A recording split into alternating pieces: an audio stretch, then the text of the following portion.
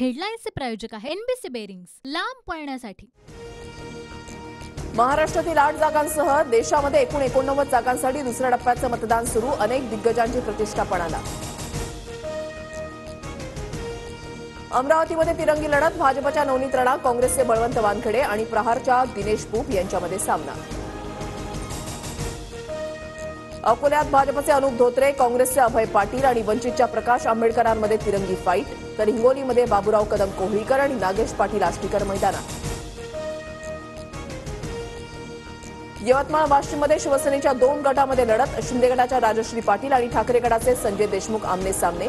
तर जनता मशालीला नक्कीच लोकसभेमध्ये पाठवणार। मतदानानंतर देशमुखांकडून विश्वास व्यक्त।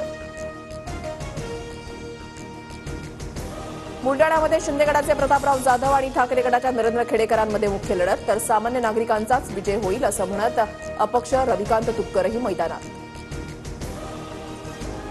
नांदेडमध्ये भाजपचे प्रतापराव पाटील चिखलीकर आणि काँग्रेसच्या वसंतराव चव्हाणांमध्ये सामना। नांदेडच्या जागेवरून काँग्रेसमधून भाजपमध्ये आलेल्या अशोक चव्हाणांची प्रतिष्ठा पणाला।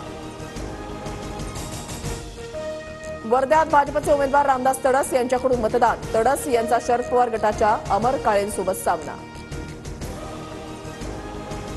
परभणीमध्ये रासपचे महादेव जानकर आणि ठाकरे गटाकडून संजय जाधवांमध्ये सामना। दोघांचीही प्रतिष्ठा पणाला। राष्ट्रवादीला भ्रष्ट पार्टी म्हणणाऱ्या मोदींनी नेत्यांवर कारवाई करावी, अन्यथा माफी मागावी। शरद पवारांचा हल्ला बोल। रात्री 9 वाजता TV9 मराठीवर महामुलाखत।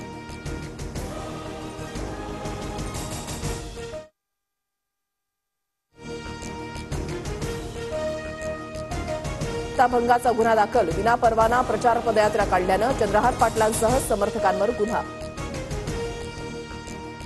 हेडलाईन्सचे प्रायोजक आहे एनबीसी बेरिंग्स, लांब पळण्यासाठी।